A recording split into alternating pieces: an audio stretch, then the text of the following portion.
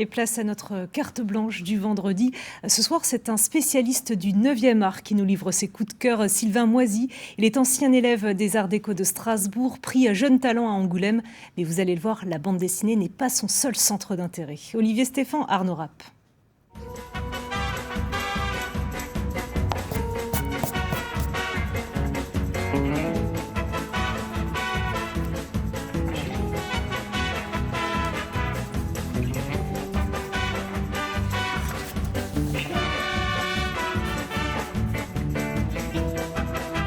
Bonjour, je m'appelle Sylvain Moisy et je suis auteur de bande dessinée et circassien. Dans le cadre de ma carte blanche, je vais vous parler de 3 choses qui m'intéressent particulièrement. Un livre, la nature sauvage en ville et la jonglerie. Et tout ça va tourner autour de la notion de perception. La première chose dont je voudrais vous parler, c'est ce livre, c'est L'Art de voir de Aldous Huxley. Dans ce livre, on y apprend qu'il y a un lien entre la manière de voir les choses au niveau physique et la manière de voir le monde. Par exemple, si je me mets une contrainte visuelle, ça va m'obliger à regarder les choses à travers cette contrainte visuelle. Donc ça va m'obliger à regarder les choses de manière nouvelle. On modifie la perception du monde selon notre attitude.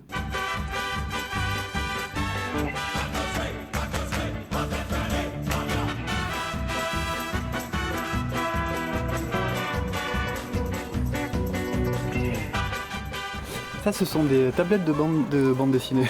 Oui, c'est ça, des tablettes de chocolat enrobées de bande dessinée. Que tu as fait. Ouais, que j'ai faites. Chaque mois, il y a une petite planche comme ça qui se déplie. Et qui entoure une tablette de chocolat. Voilà, qui entoure une tablette de chocolat. Et après, chaque année, on fait un recueil. Hop.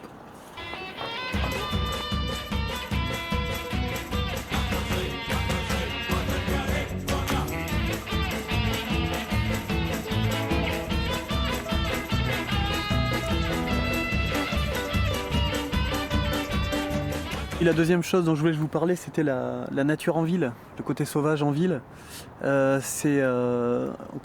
Juste on a besoin de passer la barrière au-dessus, et puis on descend un peu comme ça et on a une perception complètement différente de la ville. Et voilà, en automne, il y a des feuillages de toutes les couleurs, c'est extrêmement dense et c'est très sauvage en fait, c'est pas des endroits où on marche normalement. Et il y a des pommiers, voilà, il y a un pommier, plus loin il y a des cornouillers.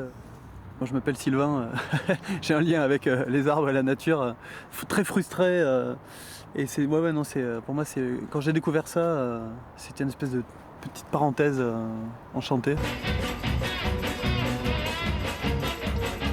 Alors la musique qu'on entend là depuis le début, c'est Vincent Malone, le roi de la trompette, et c'est Hotel California, une version d'Hotel California. Bon, la dernière chose que je voulais vous présenter, c'était mon lien avec le cirque. Moi, j'ai commencé le cirque à l'âge de 14 ans.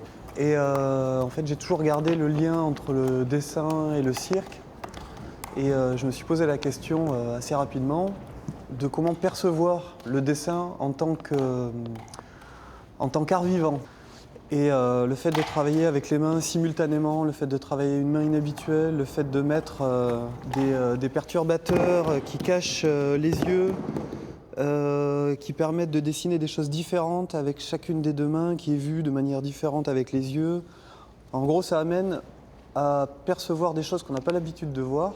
Ça amène à penser les choses de la manière dont on n'a pas l'habitude de penser. Quand des étudiants me disent « Ah mais j'ai raté ça », je leur dis « Bah non, t'as pas raté, de toute façon on peut pas rater ». Si tu ajoutes ce que tu es capable de faire là à ce que tu as l'habitude de faire, tu fais plus qu'avant. Donc t'as pas raté, au contraire, tu t'es augmenté.